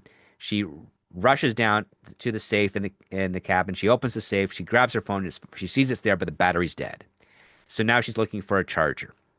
So she's going from room to room, and she sees outside that there's And Howard. she saw the money in the safe too, I Oh yeah, think. she also saw the money in the safe, and Because that was another thing that was like, yeah, yeah, because she was like, "Well, what is she?" I mean, Karen can't say anything, but she's just described as having peculiar expressions on her face, yeah, yeah. and so she sees Howard and Amanda kind of arguing in the car from the window. They don't see her. She makes her way upstairs. She searches all the rooms and she finds a charger in Amanda's guest room, plugs it in, and she's waiting for the signal and everything to kind of come up. And it's taking some time. Yeah, And and then this is Howard, that point you were talking about where they use the phone to build tension. And I this, yeah, like that. yeah, because this was pretty good because now it's like we got this ticking clock. Eventually, they're going to come Yeah, back into the house, and we go into yeah. the car, and Amanda's like, "I just want to kill her right now and get this over and done with." And Howard's like, "If you kill her, it's not going to give the insurance because it has to look like this." And he says, "This is what's going to happen. I've invited Megan and George over for Thanksgiving. Um, we they're going to be witnesses to see Karen have her final heart attack, and that's going to make things in this nice and clean death, so that we can do stuff here. What's next part is going to happen is that I'm going to uh, quote unquote fire you to get you out of their crosshairs so that they don't talk to you anymore because of this, and then you'll start getting your money." And of course, man, it's like, well, I better because all I have to do is, let that clock time out on the email, and it's going out. And he's like, oh, I know, I'm well aware, but we're going to get this done tonight. And so they leave the car, they go inside. Howard heads over to the kitchen because he's going to prep breakfast for them all. And Amanda heads up to the guest room just as there's enough charge in the phone for Karen to make a call, but she's trapped in the room. There's no other exit out there except for the window. So she opens the window, she climbs out, and it's about an 8 foot drop. She drops, she twists her ankle, but she's got her phone. And as she's making her way to the front gate, she's dialing Megan and she's trying to speak and she's, you know, trying to say, Howard murderer. And Megan just cannot gather this, but Amanda finds that the window was open. She looks out and she sees Karen making her way to the front gate. She runs down to Howard, tells him, and so the two of them just run after after Karen. And Howard does a flying tackle of her while she's on the phone and knocks her down. Grabs the phone and says, "Oh, hey, Megan, yeah, um, Karen's calling you. She's putting together a Thanksgiving Day dinner. She wants to invite you and George over this evening. Um, she's really excited. It's probably why she can't, you know, articulate it as well. I mean, her speech is getting a little better, but it's not progressing the way we want it. But I think if you guys come over, that really cheer her up."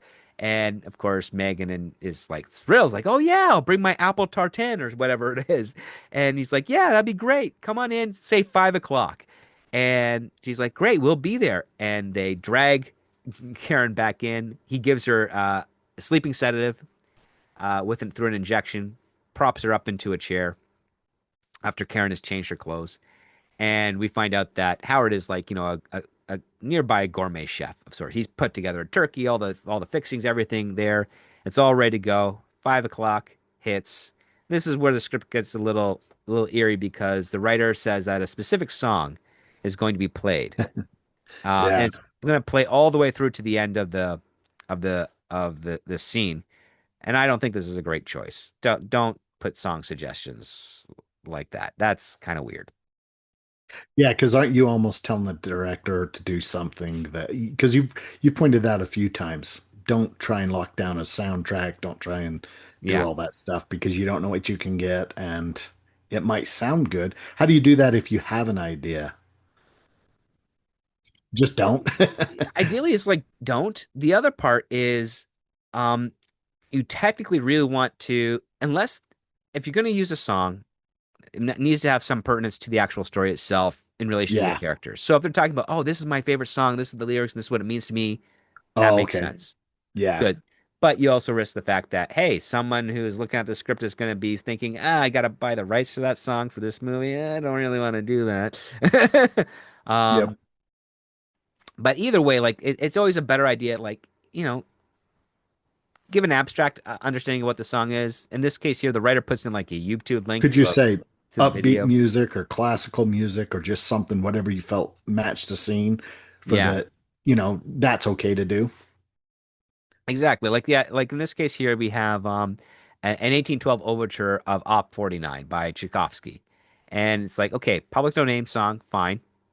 You can kind of get away with it, but you're also putting in a bit more direction into the story that might not work for Mhm. it, no matter how, and like another director might not want to do that.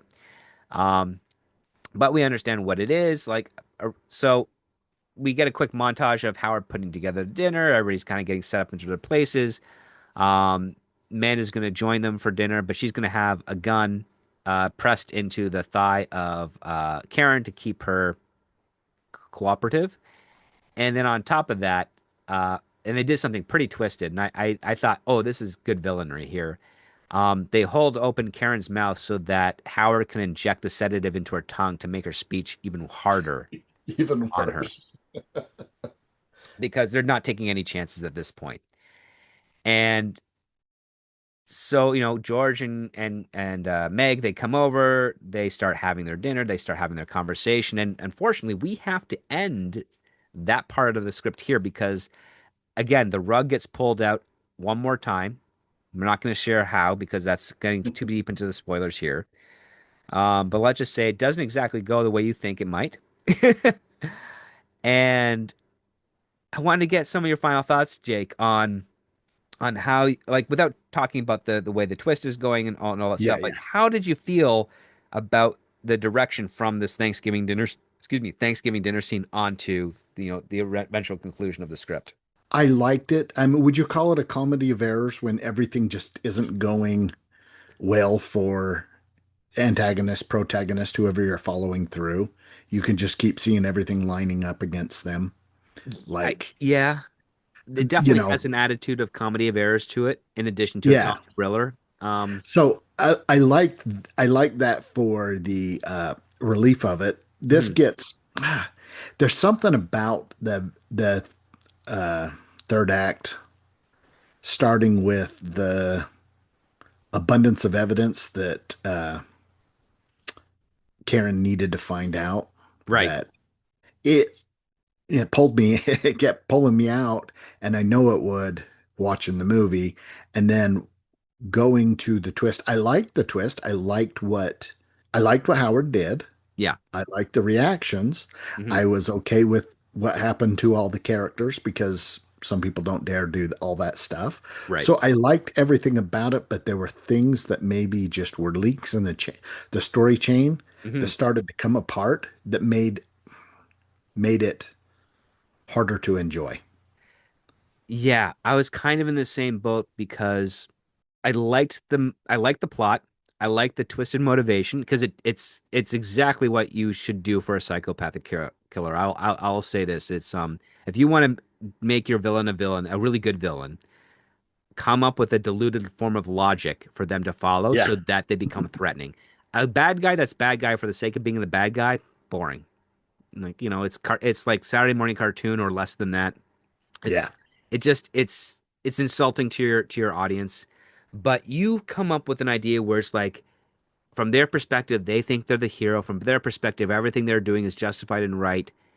And you can recognize, like, yep, I understand why they think it makes sense to them. But me as a normal human being with a heart and a conscience, this is morbid. And you want to see them like, get their comeuppance. And I would say this writer really nailed it with Howard. Like he got him. Even a little dialogue where he would end things in a way like, oh, yeah, hey, bring that to the dinner. Hmm. It was exactly what his character would do. Right. Oh, yeah, you know what? I like that, so I want you to bring it.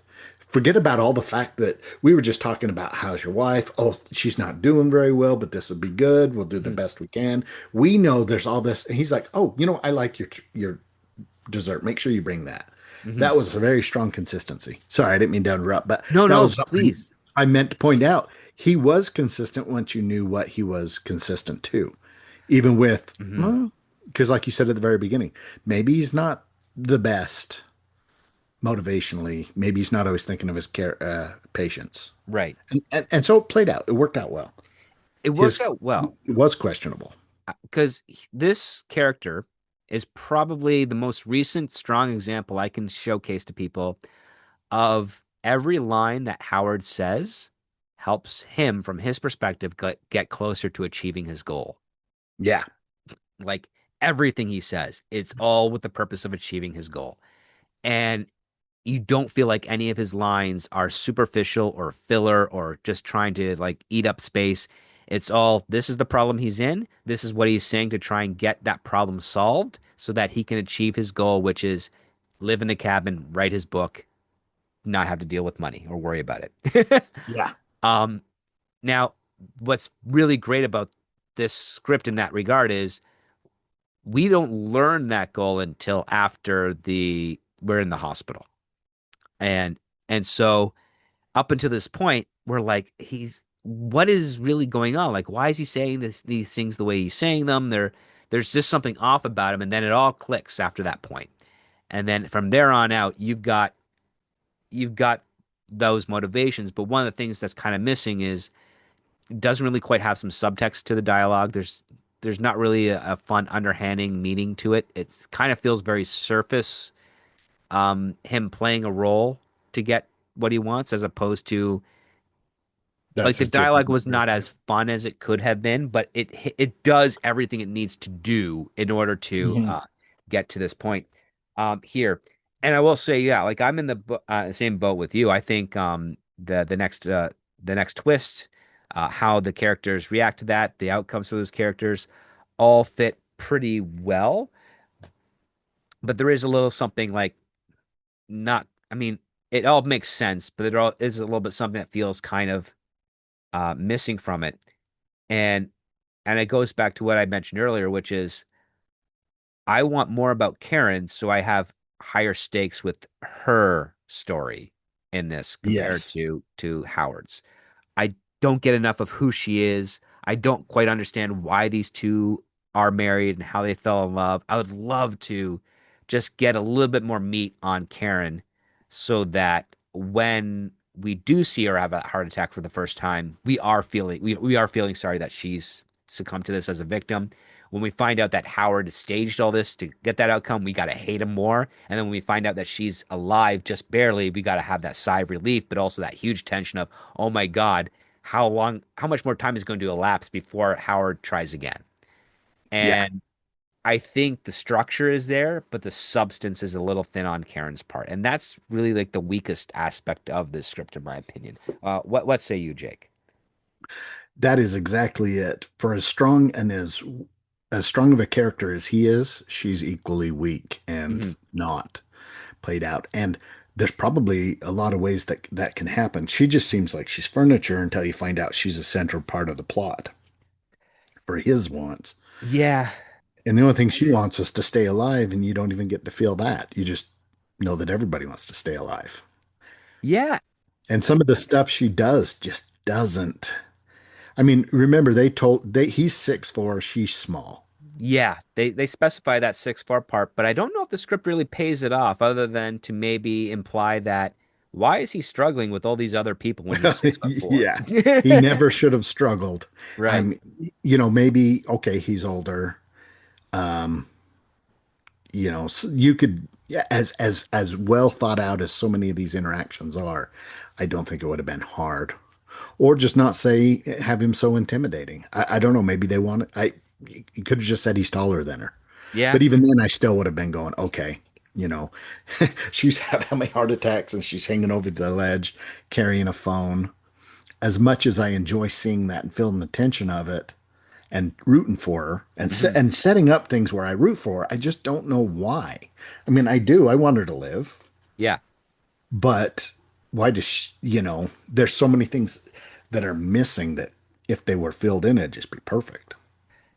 Yeah, I tend to agree on that part. I would say that plus the obvious evidence of him writing that forward to his book that predicts his wife's death. Yeah. That's a big drawback. Um, but I do like how Howard formulates his plans and makes them work to his benefit. Uh, right now, I'm only seeing like three flaws that are not really critical flaws to the script. The first one is, of course, misunderstanding the psychopath riddle. Yeah. Then, of course, the weakness in Karen's character development, Yeah. and then, of course, the plot contrivance of he wrote a foreword to his book predicting his wife's murder or death. Yeah. Yeah. Um, I I don't really have an idea right now of as an alternative for her to realize that Howard is trying to kill her at this moment. But something might come to mind later. I mean, there's the She trope pretends to of, be asleep and hears a conversation type of thing. Yeah, there's that. yeah, I thought maybe she was going to hear something or have a memory or even just maybe even Howard starting to like Amanda, even though they just met. They're both kind of dirtbags, so why can't they? Or maybe she flirts with him and she sees it and he doesn't rebut it. Or just something to cause some doubt that she's not. I mean, they did plenty of things for us, the audience, to see she's Hmm. not professional. The doctors and the nurses saw that she was out smoking a cigarette, not really picking him up in the right spot, clearly not professional. They Yeah, made points to that so that we as the audience got to see those things, but but we don't get Karen's Karen needed perspective to on see that. them. Yeah. Yeah, So yeah. I would say that's those are some of the issues that I had. Um, so with that being said, Jake, from our discussion, from you read the script 3 times, which is once more than I read it. But I kind of have a reluctant pass, mhm, but oh man, I could easily be talked into it because there's a place for it. yes, Uh, I would agree. it- I would say I'm in the same boat as you. It's a reluctant pass because I would say the two plot contrivances, those can be easily fixed. But yeah, it's a lot of work to beef up a character like Karen to make us again without changing the narrative point of view of Howard, because I think that's pretty important to the script. I still think we need some more substance with Karen so that there's more fun could be had in translating this from script to screen. And yeah. the other part too is Especially when she's so key. she's very key to this, but the other part is when you're Furniture. dealing with a character that has to have a speech impediment for the latter half of the film, speech impediments are incredibly frustrating, and it's a lot to ask for an audience to try and tolerate that. Yep. So I you've got to give us a really strong debut of this character of Karen for that first half before that thing happens, so that when we get that first turn, not in 30 pages, but closer to like 45, that we are all in on Karen. Like we want her to pull through. We need her to be bounced back. Please let us some sort of miracle yeah. occur to help this happen. That's not there. So I'm in you. I'm in a reluctant pass. I'm more like if this was a percentage of pass to green light, it's like 55% pass. Just Yes. just on that, as opposed to um a confirmed green light or pass. Like it's really tight because um I'm shocked to see it at 57. I think it should have been higher on the list. Not in the Hmm. top 10, but like maybe top 30. Yeah. But this has got an interesting script. And the other part too is every twist and turn is not a double take moment. It makes sense as more information is revealed. And so it's not a twist and turn for the sake of a twist and turn. It's a calculated thing, and that's a huge strength for this script. Yeah. So even when it's got a bunch of these positives here, again, one of the things we look for on a show like this is characters sell movies. And if we, it's not enough to just connect with your main character, um, which in this case you don't really want to connect with them, but you Right. want to connect with a character that we want to see persevere against all odds. And for Karen, she is, as you mentioned earlier, she's more of like an object in the script than a character. Yeah. And I think that hurts it because we as the audience should not see Karen the same way Howard sees Karen. And that's what ends up happening in this case. Karen is an object, something to be, moved or disposed of in exchange for a whole pile of money. And that's not the type of reaction you would ideally want in a story of this type. You want to love Karen and you want to love to hate Howard for looking at her like she is an object, where we can see that she is a fully fleshed out, wonderful human being who should not be with this guy. And we get the she should not be with this guy, but as a functional aspect of the story, as opposed to something more of us connecting with her as a character. Yeah. Yeah. Okay, so Jake, we made our verdict for this recorded show. We're definitely going to go back to our loved ones and not have them doubt or question whether or not we care about them. Do you have any final thoughts before we call it an episode? Um, no, I don't. I think Oh, that was pretty much it was a okay. fun read. You know what? Even though it's a reluctant pass, these types of scripts I do kind of like because it does show a lot of talent. It shows a lot of effort. It just falls short. And by one serious aspect of character. If the character was fine, it was just the two convoluted aspects of it with the email. Yeah. This would have been a pass. Sorry, a green Yeah. light right away. Yeah. But yeah, characters are really important, and characters are a lot of work, and they're harder to solve at this stage. But I will say, it wasn't a horrible read, and I think with another pass on this to address and beef up Karen's character, I could see people wanting to put this, to screen and sharing it with people because it's definitely got a morbid aspect to it. It's definitely going to leave you with a number of surprises, and and I think that's a key aspect for entertainment. So, Oh yeah. yeah, I think that's something to behold. So, Jake, thank you so much for taking some time midweek to record this episode for all of our wonderful audience. I really appreciate it. I know our audience appreciates it, and I want to listen to what hear from you guys out there. What did you find interesting about the script? Do you agree with our assessment? Was this a reluctant pass, or should it have been a green light? Please let us know, and we'll be back live next week discussing another screenplay. With that being said, I want to wish everyone out there a happy Valentine's Day weekend. I hope you're able to spend it with someone you love who also loves you back, unlike with Howard and Karen. And we'll see you on the next time. So remember, guys, when it comes to great story, it all starts with the script.